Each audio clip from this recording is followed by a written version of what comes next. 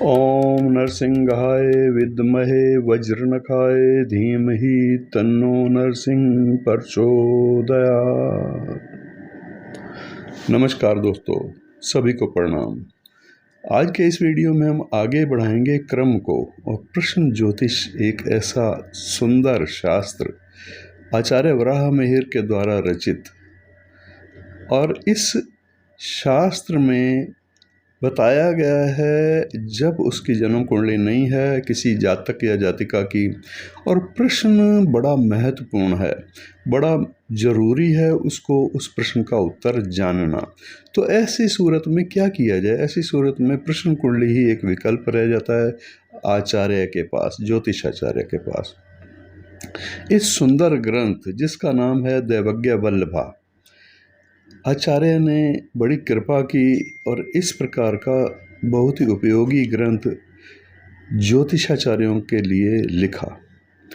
इस ग्रंथ के 15 अध्याय हैं और 15 अध्यायों में पहला जो अध्याय है उसमें स्तुति करते हुए आचार्य अपना परिचय दे रहे हैं, और उसके बाद दूसरा अध्याय जो कि शुभ या अशुभ फल हमें प्रश्न कुंडली से कैसे दिखना है इसके प्रकार बताए गए हैं। और इसमें ऐसा समझ लीजिए कि इसका ग्रामर है। ग्रामर से मतलब है इसकी विधियां हैं और ज्योतिषाचार्य के लिए बड़ा आसान है उनको समझना। राशि, लगन और ग्रह किस प्रकार से कार्य करते हैं, लेकिन ये पराशरी सिद्धांत जो जातक फलादेश के विषय में नियम है उनसे थोड़ा सा अलग है, इसलिए हर ज्योतिषाचार्य को इसको उस दृष्टि से देखना होगा, अलग दृष्टि से देखना होगा। अध्याय 2 शुभ अशुभ फल बताने वाला अध्याय है दैवज्ञ वल्लभा का, और अध्याय 3 में लाभ और अलाभ। अलाभ का मतलब है लाभ होगा या लाभ नहीं होगा, बल्कि हानि हो सकती है। तो कोई वस्तु है उसका लाभ, अगर आप व्यापार करने जा रहे हैं, जैसे आपने शेयर मार्केट में पैसा लगाया है, तो उस पैसे का आपको लाभ होगा या लाभ नहीं होगा या अलाभ होगा अर्थात हानि होगी।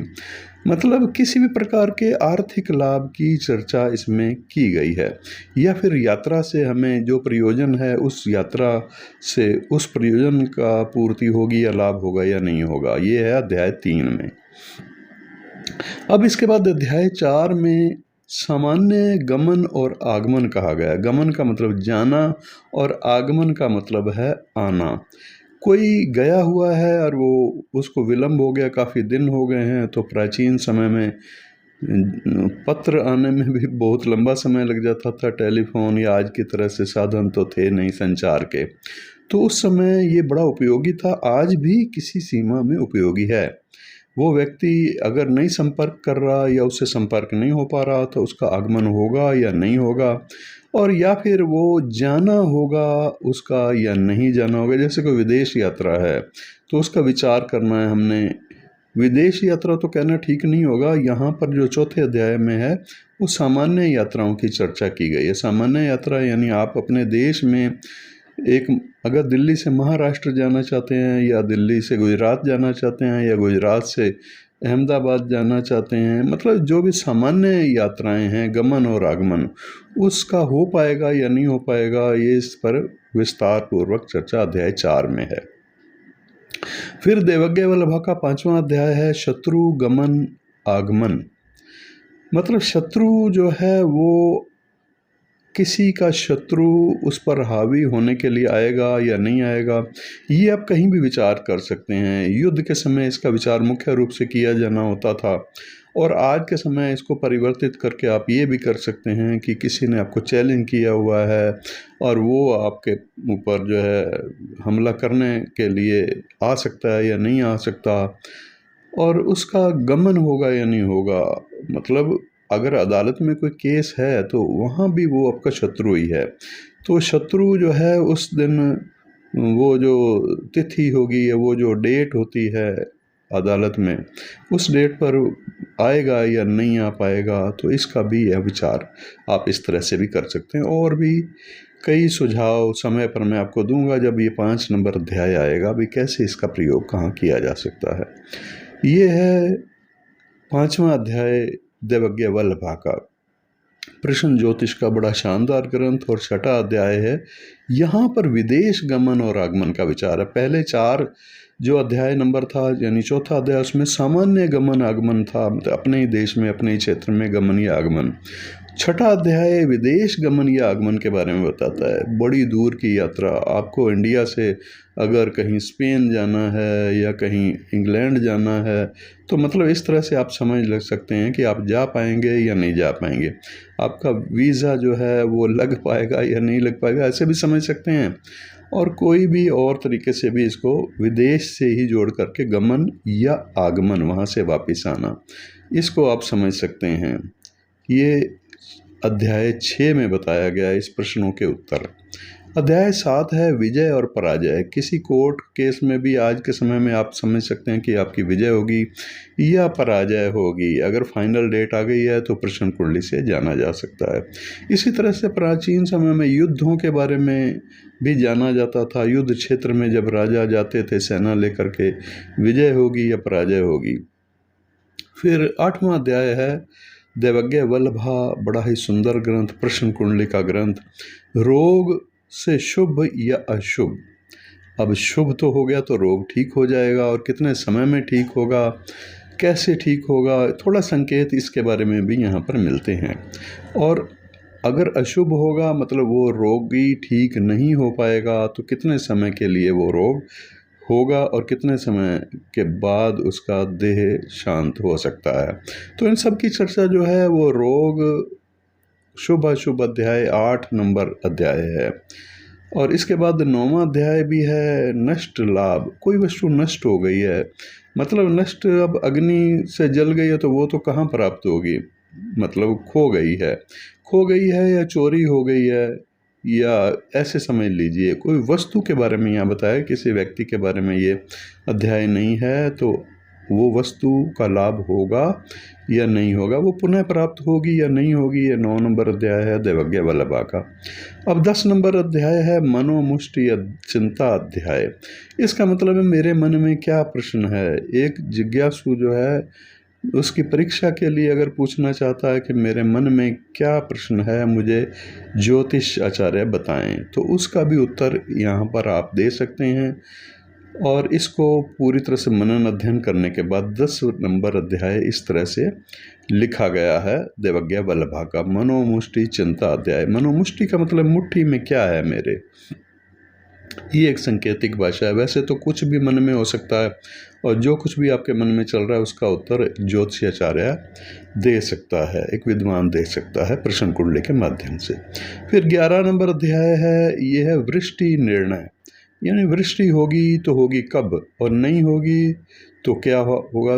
तो इस तरह से कृषि के विषय में बड़ा ही शानदार उपयोग इसका हो सकता है। वृष्टि निर्णय अध्याय है 11 नंबर अध्याय देवज्ञ वल्लभा का। ये प्रश्न कुंडली से सब कुछ बताएगा। 12 नंबर है विवाह विचार। विवाह होगा या नहीं होगा, होगा तो कब होगा, ये सब विचार जो हैं इसके 12 नंबर अध्याय में बताए गए हैं प्रश्न कुंडली शास्त्र से। फिर 13 नंबर विचार है उस महिला के बारे में, उसकी संतान होगी तो क्या होगी संतान, कितनी होगी संतान। और फिर प्रश्न ये भी होता है कि वो संतान स्वस्थ होगी, और उस समय वो स्त्री जो संतान को जन्म देने वाली है उसका स्वास्थ्य चिंताजनक तो नहीं होगा। ये सब चिंताओं के प्रश्न होते हैं जिनका उत्तर इसमें आपको मिलेगा। 13 नंबर अध्याय स्त्री संतान अध्याय कह सकते हैं इसको आप। और 14 नंबर अध्याय जो है 14वां अध्याय है, उसमें मिश्रित अध्याय उसको कह सकते हैं, यानी सभी प्रकार के प्रश्नों का मिश्रण है उसमें, इसलिए उसको प्रकीर्ण अध्याय कहा गया है, मतलब मिश्रित अध्याय है 14 नंबर। तो यहाँ भी आप इस तरह से इसका विचार कर सकते हैं। अब किस प्रश्न के लिए कौन सी लगन का प्रयोग किया जाना है, तो लगन चिंता नाम से 15वां अध्याय है। लगभग आप ऐसे समझ लीजिए कि ये भी मिश्रित ही अध्याय है, सब चीज़ों का बताता है 15 अध्याय इस तरह से इस देवज्ञ वल्लभा ग्रंथ, जो कि बहुत ही सुंदर और सत्य घटनाओं को बताने वाली। जैसे कि पिछले वीडियो में मैंने आपको बताया भी था, मैंने स्वयं हजारों बार इस ग्रंथ के इन श्लोकों को समझते हुए इसका अध्ययन भी किया है और इसका परीक्षण भी किया है। परीक्षण मतलब लागू करा है। लोगों को इस प्रकार से प्रश्न के उत्तर अगर बताए जाएं तो ये मेरा तो विश्वास है कि 100% सही उतरे हैं वो प्रश्न के उत्तर। लेकिन देखने वाले की दृष्टि होनी चाहिए सूक्ष्म, और वो एक अभ्यास उसको अच्छा होना चाहिए ज्योतिष शास्त्र का। मतलब कितना एक्सपीरियंस है यहाँ, ये भी ज़रूरी है। अगर वो इस लैंग्वेज को या इन जो कीवर्ड हैं, मतलब इस ग्रंथ में बताए गए हैं, उनको ठीक से नहीं समझ पाएगा तो फिर दोष ग्रंथ का तो नहीं है, फिर आचार्य वराहमिहिर का तो दोष नहीं है, फिर तो वो ज्योतिषाचार्य थोड़ा कम समझा है और कम बता पाएगा या नहीं बता पाएगा। तो इस बात पर कोई कहा नहीं जा सकता कि कितना उसको एक्सपीरियंस है एस्ट्रोलॉजी का। तो आइए चलिए, अब अध्याय 2 ही चल रहा था। पिछले वीडियो में अध्याय 2 से हम कुछ आगे बढ़े थे। अध्याय 2 में ही अभी हम चलेंगे। अध्याय 2 को आज हम कंप्लीट करेंगे। अध्याय 2 के बारे में मैंने आपको बताया कि शुभ अशुभ फल बताने के लिए ये अध्याय है, और इस अध्याय में शुभ होगा या अशुभ होगा किसी प्रश्न का उत्तर ये अच्छी तरह से बताया गया, समझाया गया। अध्याय 2, इस अध्याय 2 के शेष भाग को हम आज स्टार्ट कर रहे हैं। पहले तो अध्याय 2 स्टार्ट हो चुका था पिछले वीडियो से। अब इसमें ये कहा गया है कि इन भावों, जो भाव अभी बताए जाएंगे, यानी जन्म कुंडली की तरह ही प्रश्न कुंडली को भी आपने बना लेना है। प्रश्न कुंडली को बना लेना है या कंप्यूटर से बना लीजिए, मोबाइल फ़ोन में कोई ऐप है तो उससे भी आप बना सकते हैं। सिंपल है। आप उसने अब डेट ऑफ बर्थ डालते हैं किसी जातक की, अगर कुंडली बनाते हैं, लगन कुंडली बनाते हैं, तो इसमें जिस दिन आप प्रश्न किया जा रहा है और जिस समय प्रश्न किया जा रहा है, वो जिस दिन किया जा रहा है वो डेट डाल दीजिए, और जिस दिन और जिस समय प्रश्न किया जा रहा है वो समय डाल दीजिए। स्थान तो आप जहाँ पर बैठ करके उस प्रश्न का उत्तर जानना चाहते हैं वही स्थान डाल दीजिए। तो इस तरह से ये प्रश्न कुंडली बन जाएगी। इसको एक पेपर पर आप नोट कर लीजिए। बहुत सारे विद्वान हैं जो केवल प्रश्न कुंडली पर ही काम करते हैं, और वो एक स्लेट और स्लेटी रखते हैं और फटाफट उस पर प्रश्न कुंडली बनाते हैं और जल्दी से उसका उत्तर देते चले जाते हैं। भीड़ लगी रहती है ऐसे प्रश्न का अभ्यासी ज्योतिषियों के पास। तो आइए शुरू करते हैं। प्रश्न कुंडली मेरी तो अपना परखा हुआ ये विषय है। अब कुछ भाव बताए गए हैं, उनको ध्यान से सुन लेना। लेकिन ये भाव प्रश्न कुंडली के मामले में है, लगन कुंडली की तरह ही 12 भावों से इसको किस तरह से समझना है वो आप समझेंगे। मुख्य रूप से प्रयोजन ये है कि विविध प्रश्नों का किस किस भाव से विचार किया जाए, इसका बड़ी आसानी से सुगमता पूर्वक निर्णय किया जा सके, यही इसका मतलब है। ग्रंथकार कहते हैं कि इस तरह से आप इसको आसानी से समझ करके और याद रखना होगा। याद रख करके किसी के विषय में किस भाव से विचार करना है और किस प्रश्न का उत्तर 2 या 3 भावों से भी संबंधित होगा, ये भी आपको ध्यान रखना है। तो देखिए, आरोग्य आरोग्यता मतलब स्वास्थ्य के बारे में अगर कोई प्रश्न है, पूजा के मामले में कोई प्रश्न है, मैं किसी देवी देवता की पूजा करूं, गुण का मतलब है किस चीज़ में कैसे गुण हैं, उसको पहचानना हो तो कैसे पहचानेंगे। प्रश्न कुंडली के प्रथम भाव से कल्प का मतलब है समय, कितना समय लगेगा किसी कार्य के लिए। वर्तन, जो आपसी बर्ताव है वो कैसा होगा, ये भी प्रश्न के अंदर आ सकता है, आपके लिए उपयोगी है। प्रथम भाव में से ही बताया जाएगा। आयु, किसी विषय की आयु, किसी वस्तु की आयु, किसी मनुष्य की आयु, कुछ भी हो सकती है। अवस्था, वो अवस्था, उस अवस्था में वो वस्तु कहाँ है या उस अवस्था में वो प्राणी कहाँ है। किसी का कोई जानवर ही खो जाता है, गाय भैंस खो जाती है, तो वो किस अवस्था में है। जाति, किस जाति का वो मनुष्य है। जैसे कोई चोरी हो जाती है तो चोर किस जाति का है। निर्दोषता, वो निर्दोष है या सदोष है। सुख, सुख और दुख का विचार, सुख कलेश, आकृति, लक्षण, रूप, वर्ण, उसका रंग रूप कैसा है, ये सभी पहले भाव से देखे जाने योग्य हैं। प्रश्न कुंडली का पहला भाव। इसलिए अगर कोई व्यक्ति स्वास्थ्य के बारे में पूछा है, स्वभाव के बारे में पूछता है, गुण धर्म, आयु, सुख दुख, ये जैसे इस प्रकार के कोई प्रश्न या प्रश्न में इस तरह का हमें ज़रूरत है उसका उत्तर जानने की, हमें भी कभी ज़रूरत होती है, उस संबंधित प्रश्न से कुछ चीज़ें होती हैं जिनको जानना ज़रूरी है। तो कोई इस तरह का प्रश्न हो उससे संबंधित, तो उस प्रश्न के फल का विचार प्रश्न कुंडली के प्रथम भाव से किया जाता है। इसी प्रकार अन्य भावों की संज्ञाएं जान करके उसके आधार पर अन्य प्रश्नों का विचार भी इन भावों, अलग अलग भावों से करने का निश्चय आसानी से किया जा सकता है। स्वास्थ्य, पूजा, गुण, कल्प, बर्ताव, आयु, अवस्था, जाति, निर्दोषता, सुख दुख, लक्षण, रूप, रंग, भांजे की बहू, इन सब का विचार आपको प्रथम भाव से करना है, ध्यान रखिएगा। और स्वास्थ्य, पूजा, गुण, कल्प, व्यवहार, आयु, अवस्था, जाति, निर्दोषता, सुख दुख, लक्षण, रूप, रंग और भांजे की बहू, इसके अलावा और क्या देखना है? और देखना है साहस, हिम्मत कितनी है उस इंसान में, साहस, शरीर का हाइट कितनी है, शरीर की कद काठी कैसी है, यश, जीवन में मिलने वाला यश जैसे देखा जाता है जन्म कुंडली से, ऐसे ही उस कार्य से किस प्रकार का यश मिलेगा या नहीं मिलेगा, और उत्थान और पतन, इस विशेष प्रगति का विचार भी इस भाव से ही किया जाएगा, यानी प्रथम भाव से किया जाएगा। और ये है पहला भाव। तो इसके बाद दूसरा भाव, दूसरे भाव प्रश्न कुंडली का दूसरा भाव। प्रश्न कुंडली के सेकंड हाउस से जो विचार किया जाता है वो रत्नों का, बहुमूल्य धन संपदा का विचार किया जाता है।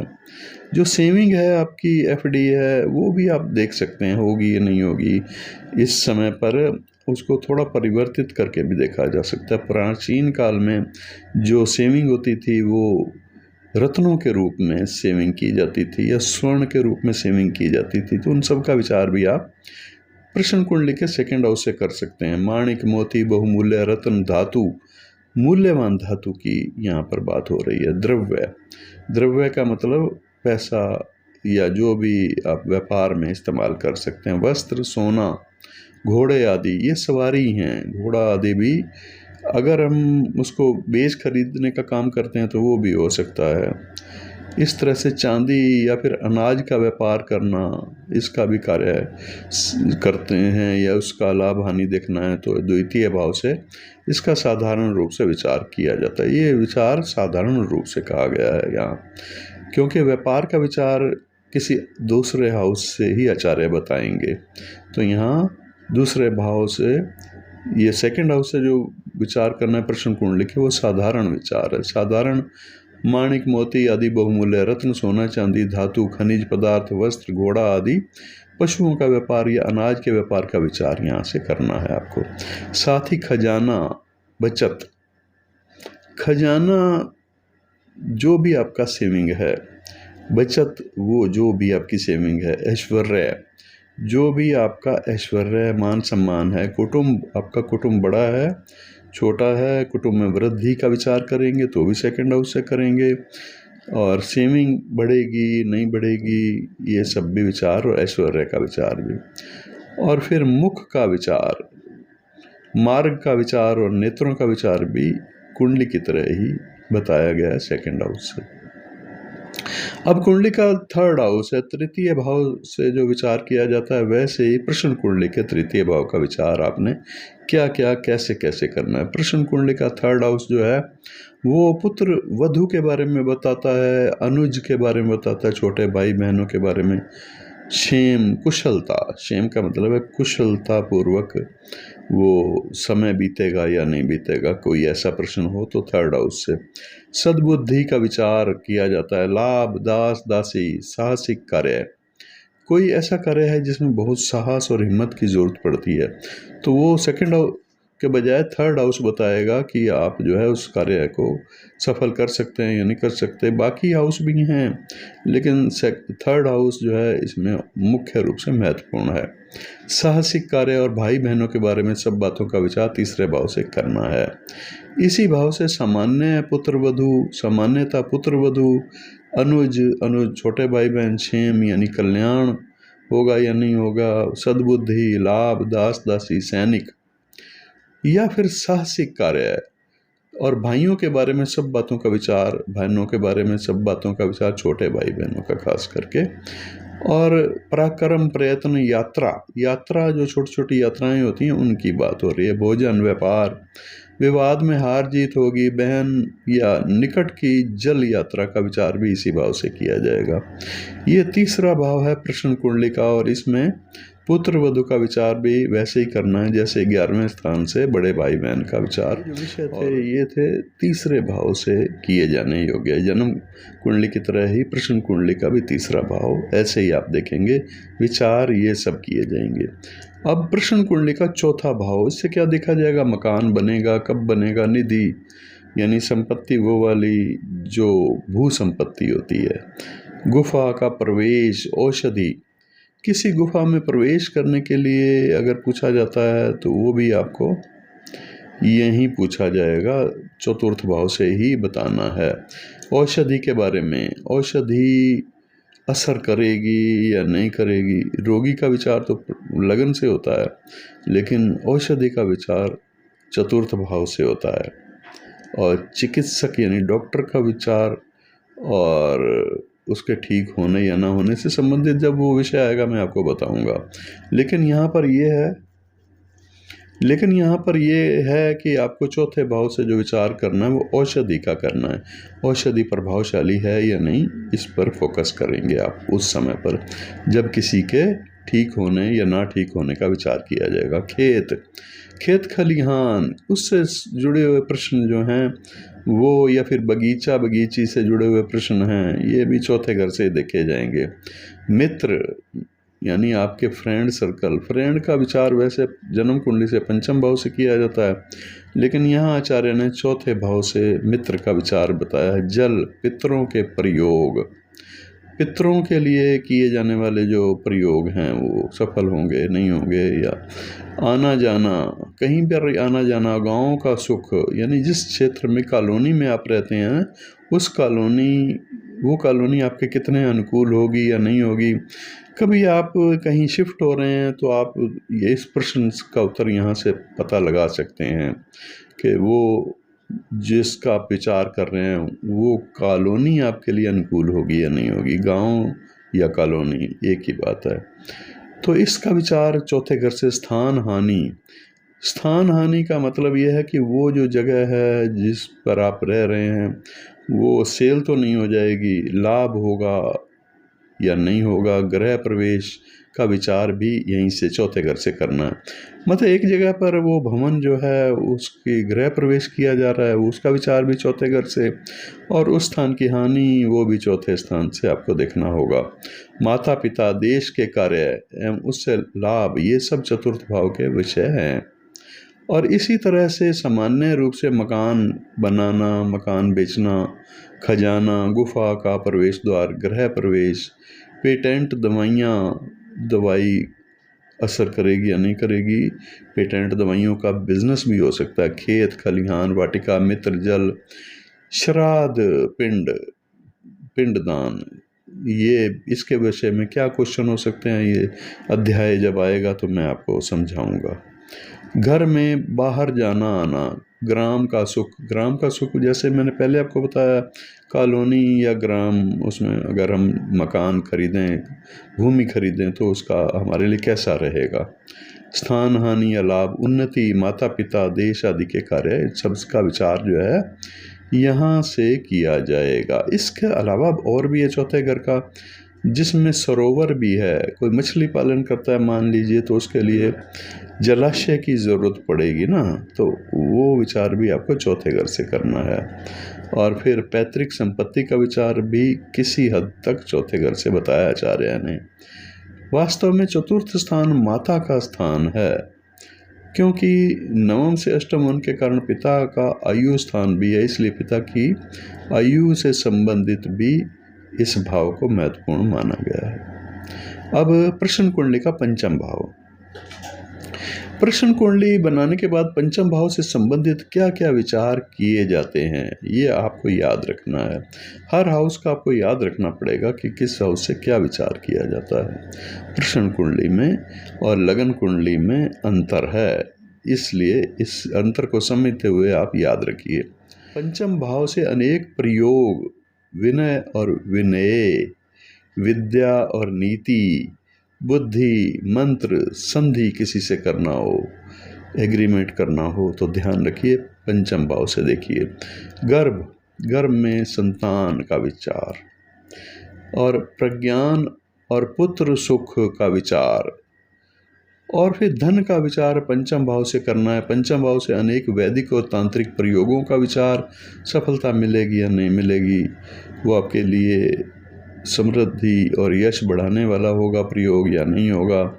स्त्रोत, साहित्य लिखना, साहित्य को पढ़ना, उससे लाभान्वित होना, और काव्य, विद्या, प्रेम, प्रेमी और प्रेमिका के बारे में पंचम भाव से विचार किया जाता है। नीति रीति, किसी भी कार्य के लिए नीति रीति अध्ययन करना हो या समझना हो तो उसका विचार ही पंचम भाव से। मंत्र, संधि, गर्भ, संतान, प्रज्ञा का मतलब है ज्ञान, पुत्र सुख और धन आदि का विचार यहाँ से किया जाता है।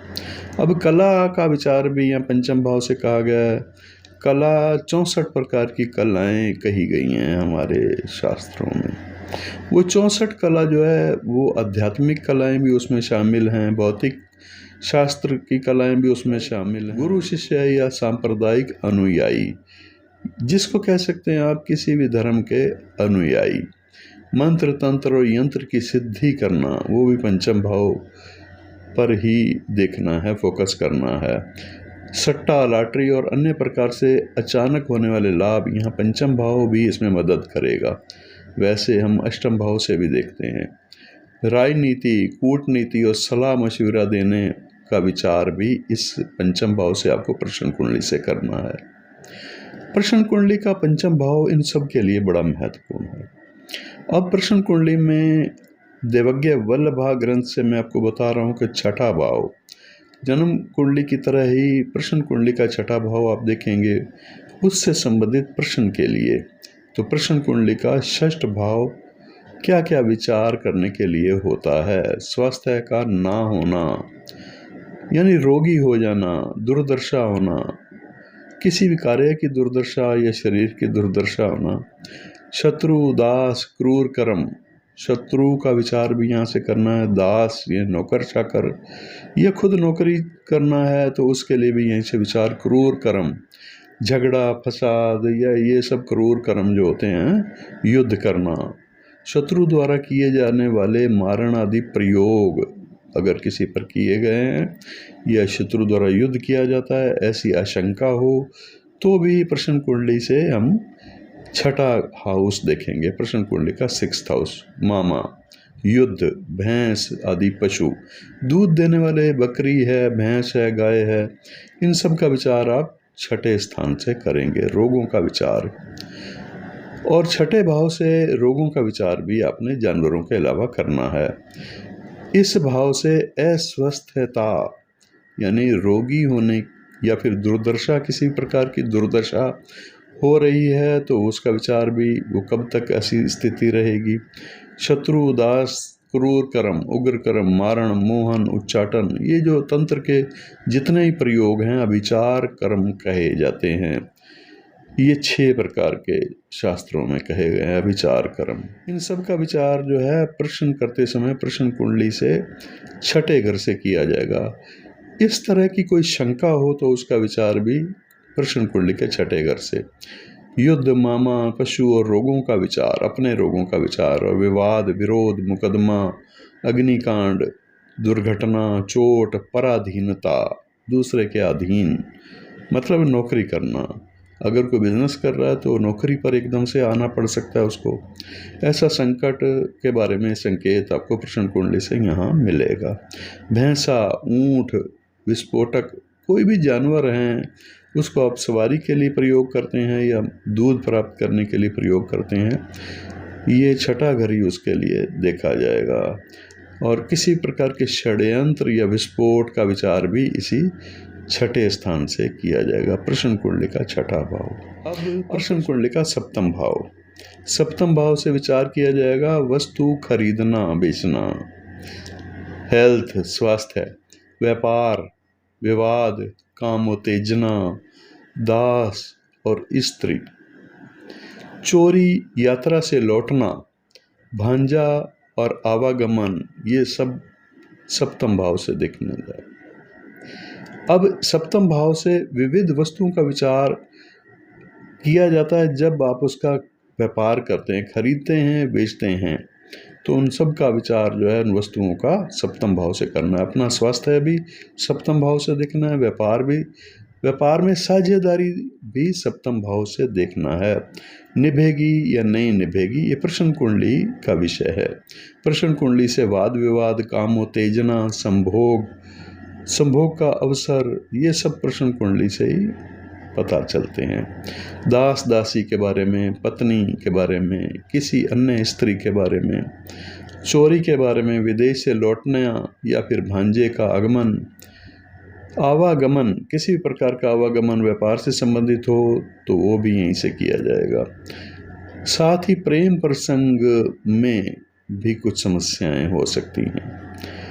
और मोह, किसी से अटैचमेंट ज़्यादा हो जाना, रोमांस, कामुकता, और या फिर कला से संबंधित कार्य है। कला में नृत्य भी है, लेखन भी है, गायन भी है, कला से संबंधित जो भी कार्य हैं उनका विचार भी हम प्रश्न कुंडली बनाते समय, प्रश्न के समय सप्तम भाव से करेंगे। इसमें जो है सप्तम भाव वैश्यावृत्ति के विषय में भी या वैश्या के बारे में कुछ प्रश्न हो किसी का, तो उसका विचार भी कुंडली के सप्तम ही भाव से बताया गया है। नष्ट पदार्थ, कोई पदार्थ नष्ट हो गया तो उसकी प्राप्ति होगी या नहीं होगी, यह भी यहीं से देखना है। रति कलह है, यानी किसी से अगर रति के समय कलह हो जाता है तो ऐसी आशंका का विचार भी सप्तम भाव से पता चलेगा। वधू प्रवेश, अब वधू का प्रवेश घर में करवाने के लिए भी सप्तम भाव महत्वपूर्ण है। समुद्री यात्रा करना हो या व्यवसाय का चुनाव करना हो, कौन सा व्यवसाय करना उचित होगा, तो लेन देन करना हो, चोरी का माल कई लोग खरीदते हैं, कई लोग बेचते हैं, तो वो है तो नाजायज़, बहुत ही गलत है।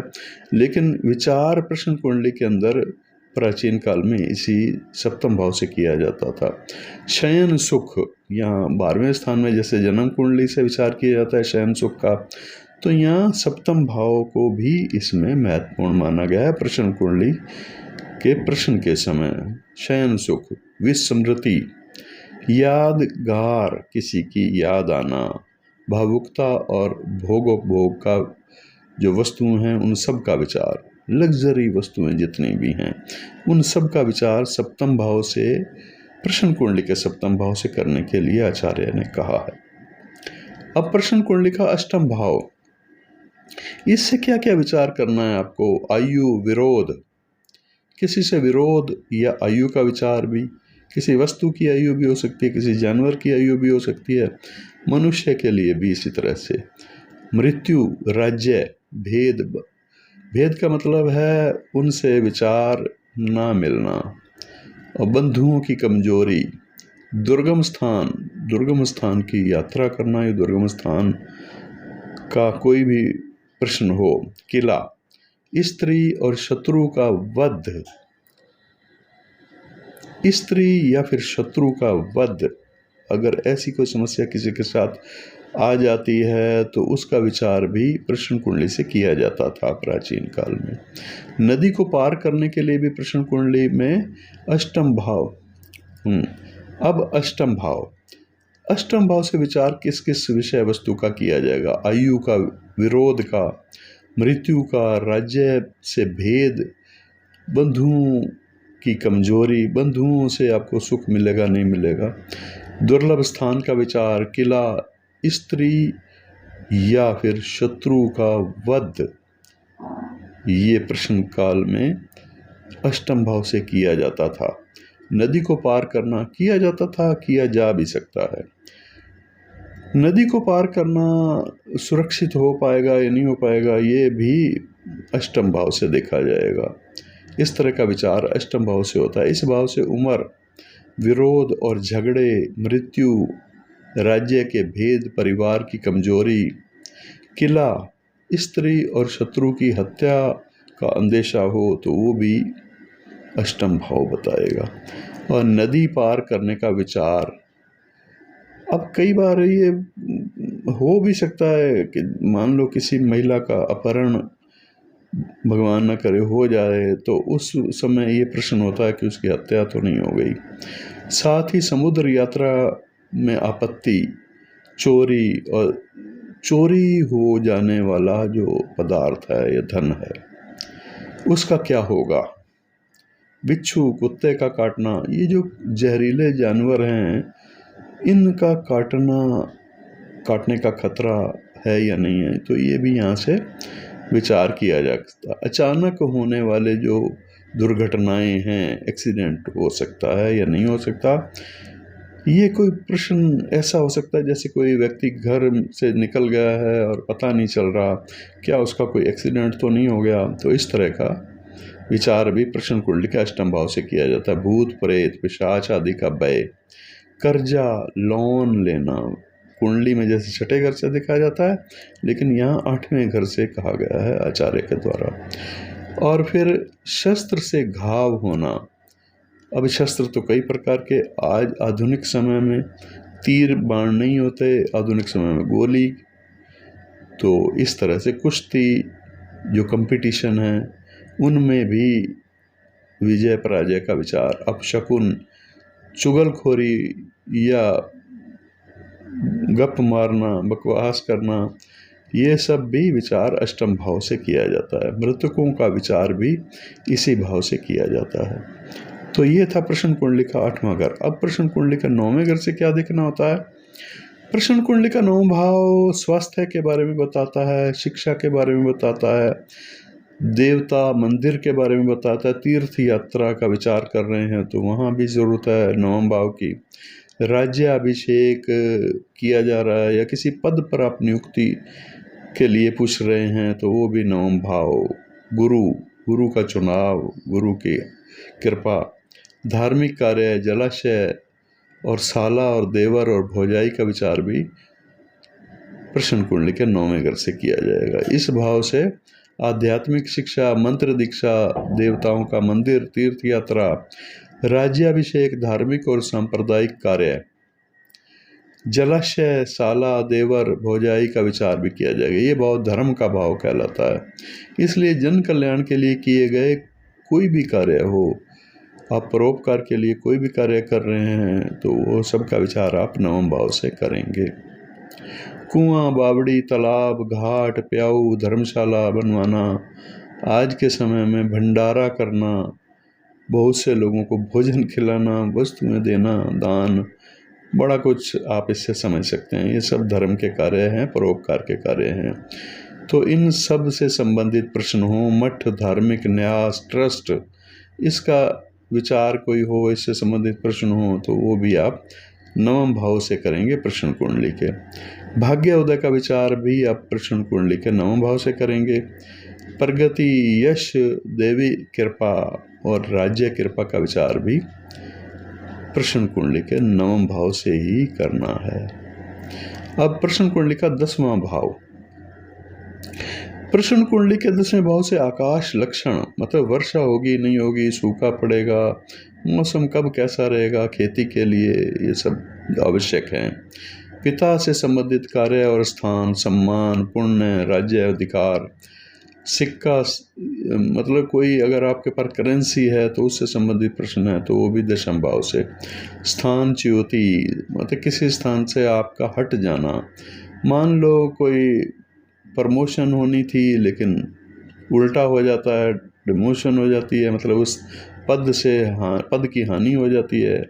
तो उल्टा सीधा दोनों, प्रमोशन और डिमोशन, दोनों का विचार यहाँ से किया जाएगा, दशम भाव से किया जाएगा। इस भाव से बादल, बिजली, आंधी, वर्षा, ओले पड़ना, पिता और पिता से संबंधित जो भी विषय हैं उनका विचार यहाँ से किया जाएगा। राज्य, अधिकार, राज्य से आपको अधिकार मिलेगा या कोई शासकीय सेवा अगर में आप नौकरी मिलेगी या नहीं मिलेगी, इस तरह के क्वेश्चन, या कोई अधिकारी से आपका कार्य है तो वो बनेगा या नहीं बनेगा।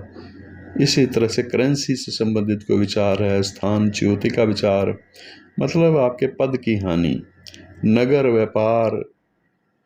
व्यापार नगर से जो है आपको होने वाला लाभ, सामाजिक और सार्वजनिक स्थान, इसका विचार भी आप दशम भाव से करेंगे। राजधानी, सामाजिक प्रतिष्ठा का विचार, कीर्ति का विचार, उपलब्धियां या उपाधि, इन सब का विचार भी आप प्रश्न कुंडली के दशम भाव से करेंगे। अभिनंदन, आपका मान सम्मान होगा तो वो भी दशम भाव बताएगा प्रश्न कुंडली में। अलंकरण, विदेश यात्रा, और विदेश यात्रा का एक एंगल ये भी है, यहाँ दशम भाव से भी आप देख सकते हैं। लोकपवाद का विचार भी इसी भाव से किया जाएगा। तो यह है प्रश्न कुंडली का दशम भाव। अब 11वें भाव से हम क्या देखेंगे। प्रश्न कुंडली का जो 11th हाउस है यानी 11वां भाव है, उसमें कार्य की वृद्धि दिखी जाएगी। खरीदी वस्तु का लाभ होगा या नहीं होगा, हाथी, घोड़ा, वस्त्र, ये सब चीज़ें जो हैं ये आपको लाभकारी होंगी या नहीं होंगी, ये 11वां घर बताएगा प्रश्न कुंडली का। घोड़ा, वस्त्र, वाहन, शैया, स्वर्ण, धन का अपहरण, हानि भी यहीं से देख सकते हैं आप, लाभ भी यहीं से देखेंगे। 11वें घर प्रश्न कुंडली का। कन्या और गज आदि का लाभ, ससुर का विचार भी यहीं से किया जाता है। अगर ससुर के बारे में पूछना है, कोई प्रश्न है, तो वो भी आप 11वें घर से देख सकते हैं। लाभ का भाव ये है और इसीलिए कारोबार में तरक्की या लाभ होना भी 11वें घर से देखा जाएगा।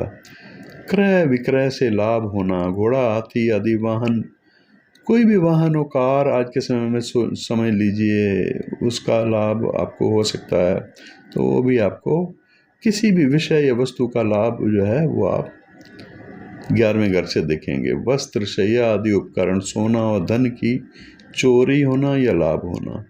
कन्या और हाथी का लाभ और ससुर का विचार, ये भाव धन धान्य और लौकिक पांडित्य, यानी लोगों में आपका ज्ञान का प्रचार कितना हो सकता है, ये सब भी यहीं से देखे जाएगा 11वें घर से। वाद विवाद, तर्क, बड़ा भाई और धार्मिक आर्थिक उन्नति का भी प्रतिनिधित्व भाव यही 11वां भाव है प्रश्न कुंडली का 11वां भाव।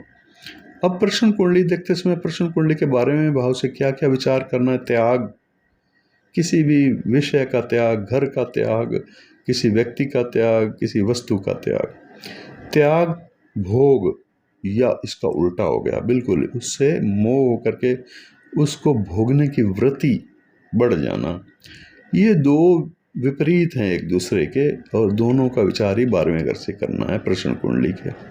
त्याग का भी और भोग का भी, दृष्टि का विचार भी, यहाँ पर नेत्रों की दृष्टि का विचार भी, विवाह में कन्यादान का विचार, और खेती, व्यय, खर्चा, क्षति होना, चाचा, युद्ध देखना, और युद्ध में हार का विचार भी 12वें घर से किया जाता है।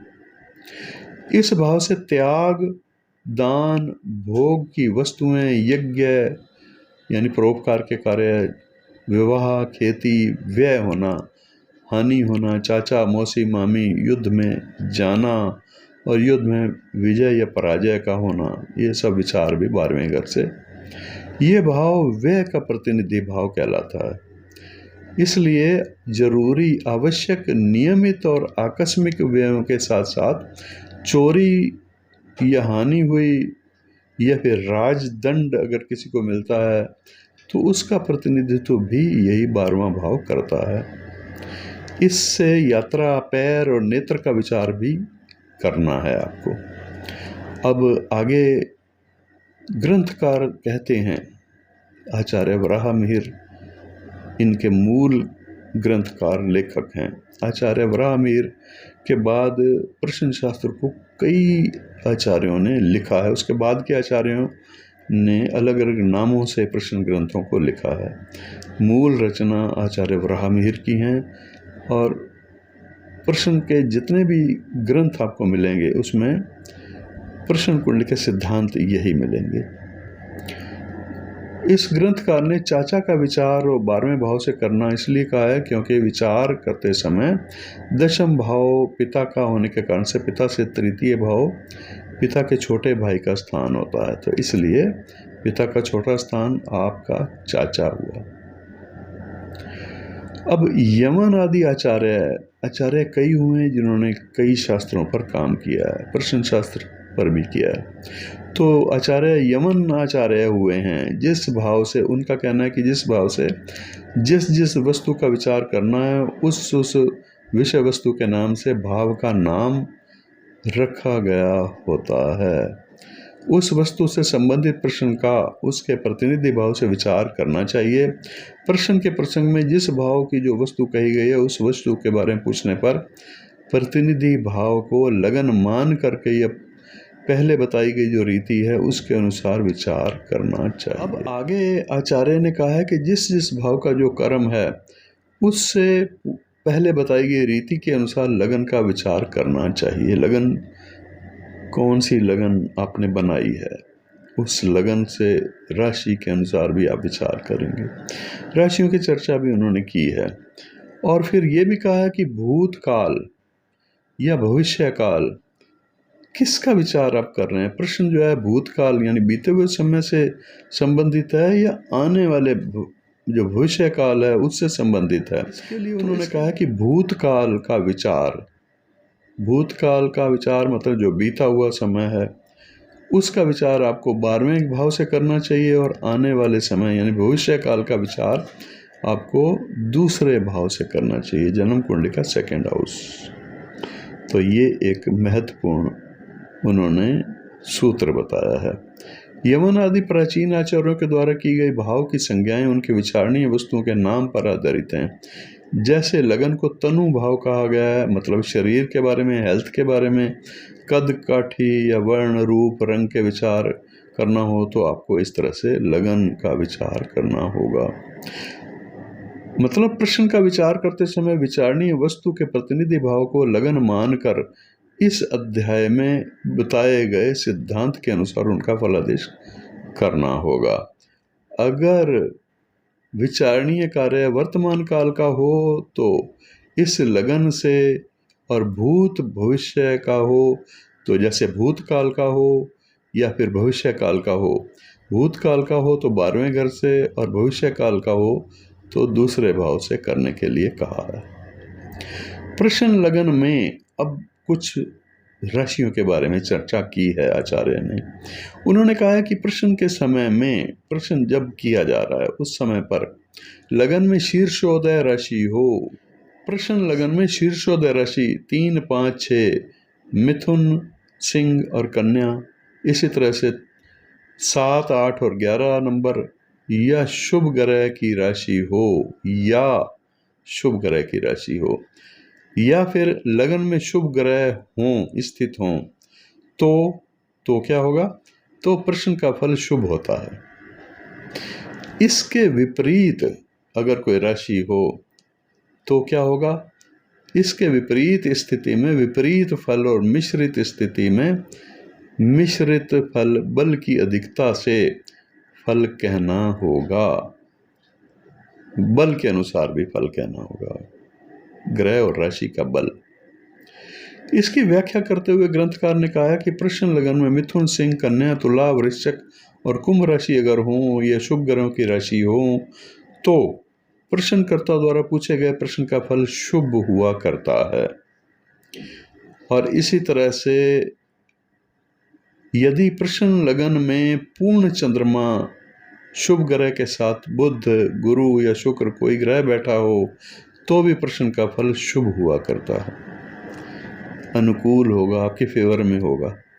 आचार्य पृथ्वी शैया भी जो प्रश्न शास्त्र के बड़े ही विद्वान आचार्य हुए हैं, वो क्या कहते हैं? वो कहते हैं कि इस योग में कार्य की सिद्धि, और आचार्य भट्टोलपत जो कि इसी प्रश्न शास्त्र के बड़े ही विद्वान आचार्य हुए हैं, उन्होंने भी कहा है कि अभिष्ट की सिद्धि इस स्थिति में बताई है। यानी आपको ये देखना है कि लगन, प्रश्न लगन में 3, 5, 6, 7, 8 और 11 नंबर राशि हो तो भी स्थिति शुभता की तरफ संकेत देती है, और या फिर ग्रह हो, शुभ ग्रह जो बताए गए हैं आपको, शुभ ग्रह के साथ बुध और पक्ष बली चंद्रमा, गुरु या शुक्र, ये सभी चारों इस स्थिति में शुभ होते हैं। उनकी स्थिति भी अगर लगन में हो तो भी पॉजिटिव साइन हैं, उस प्रश्न के उत्तर आपके फेवर वाले हो सकते हैं। लेकिन इसमें और काफ़ी कुछ भी देखना होता है। ये प्राथमिक लक्षण बताए हैं उन्होंने। यदि इसके विपरीत प्रश्न लगन में पृष्ठोदय राशि हो, पीछे से उदय होने वाली राशि, जैसे मेष है, मेष और वृष है, मतलब एक बैल की तरह से वृष राशि को चिन्हित किया गया, तो बैल की पूंछ की तरफ से वो उदय हो, पूर्व की तरफ से वो राशि वृष ऐसे ही होती है। इसी तरह कर्क, धनु और मकर, ये राशियां अगर हों प्रश्न कुंडली के समय, प्रश्न के समय, या फिर पाप ग्रहों की राशि कोई हो प्रश्न लगन में, तो प्रश्न का फल अशुभ होता है। आपके प्रश्न आपका प्रतिकूल होगा, अनुकूल नहीं होगा। मतलब वो कार्य, जिस कार्य के लिए, जिस विषय में आप पूछना चाहते हैं, वो नहीं बनेगा या वो नष्ट होगा, कुछ इस तरह से कहा गया है। और लगन में पाप ग्रह होने पर भी विचारणीय कार्य में सफलता नहीं मिलेगी।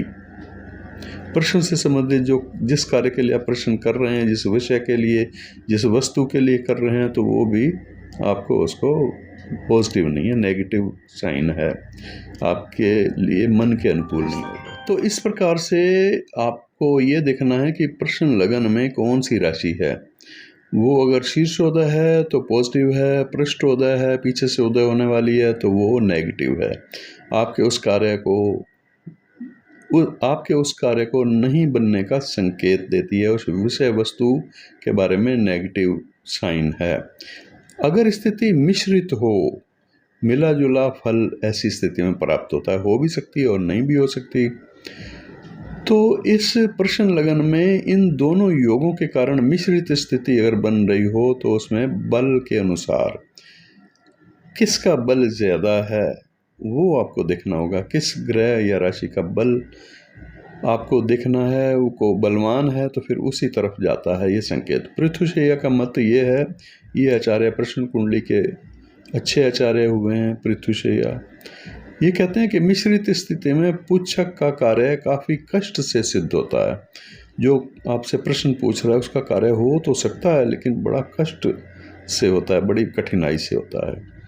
फिर ये आगे कहा गया है कि केंद्र और नवम पंचम भाव, केंद्र भाव हो या नौवां या पांचवा भाव हो, तो इनमें शुभ ग्रह हों, केंद्र और अष्टम भाव को छोड़ करके त्रिषडाय भावों में पाप ग्रह हों, तो पूछने वाले की समस्त कामनाओं की पूर्ति होती है।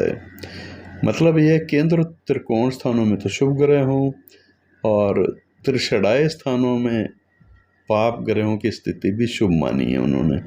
इसके विपरीत योग में विपरीत फल होते हैं। तो इस तरह से आपको यहाँ भी संकेत मिल जाएंगे, इस तरह से संकेत भी मिलेंगे। प्रश्न लगन से पहले, चौथे, पांचवें, सातवें, नौवें या फिर 10वें स्थान में शुभ ग्रह हों।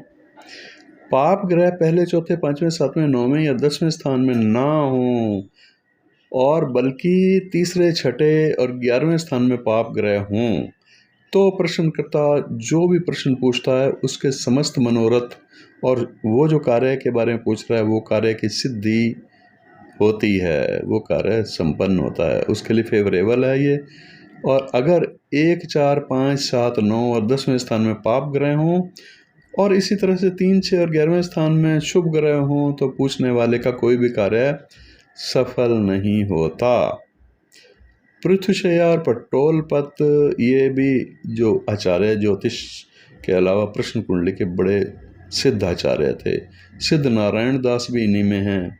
ये आचार्य, अधिकांश आचार्य भी कहते हैं कि ग्रंथकार के इस कथन से वो पूर्ण रूप से सहमत हैं, समर्थन करते हैं। ये सूत्र अच्छा है।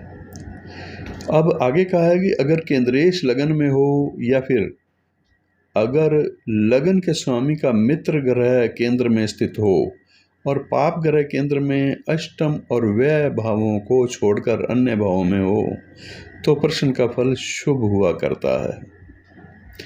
फिर आगे कहा है कि यदि लगन चतुर्थ सप्तम दशम भाव का स्वामी प्रश्न के समय लगन में हो या फिर लग्नेश का मित्र ग्रह लगन से केंद्र स्थानों में ही बैठा हो या पाप ग्रह केंद्र अष्टम और व्यय भावों के अलावा कहीं और हो तो शुभ फल होता है प्रश्न का। पाप ग्रह 2, 3, 5, 9 और 11वें स्थान में हो तो ये योग बनते हैं। इस योग में प्रश्न का फल शुभ होता है। आचार्य भट्टोलपत के अनुसार इस योग का स्वरूप इस प्रकार बताया है उन्होंने। यदि लग्नेश केंद्र में हो या उसका मित्र केंद्र में हो तथा पाप ग्रह 12 और 8 या फिर केंद्र स्थानों में ना हो करके इसके अलावा कहीं और हो तो प्रश्न का फल शुभ हुआ करता है।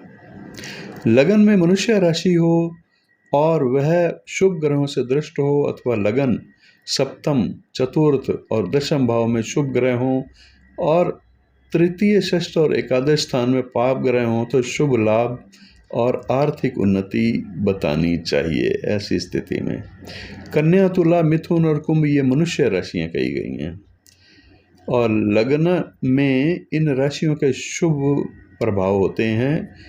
लगन में इन राशियों में शुभ ग्रह हों तो शुभ फल कहने चाहिए आपको। व्यय और आय भाव में पाप ग्रह शुभ फलदायक नहीं होते। लगन में क्षीण चंद्रमा शुभ नहीं होता किंतु दशम स्थान में वह शुभ होता है। क्षीण चंद्रमा भी शुभ होता है 10th हाउस में। एक और सूत्र बताया उन्होंने कहा कि प्रश्न लगन में मिथुन, कन्या, तुला या कुंभ राशि और उस पर शुभ ग्रहों की दृष्टि हो, इस योग में प्रश्न का फल शुभ होता है और पूछने वाले को अच्छा लाभ भी होता है। इस प्रकार लगन चतुर्थ, सप्तम और दशम स्थान में शुभ ग्रह और तृतीय, षष्ठ और एकादश स्थान में पाप ग्रह हो तो प्रश्न का फल शुभ और प्रश्नकर्ता को लाभ हुआ करता है। फिर कन्या, तुला, मिथुन और कुंभ ये मनुष्य संज्ञक राशियां होती हैं। इन राशियों में शुभ ग्रह हो तो प्रश्न का फल शुभ होता है।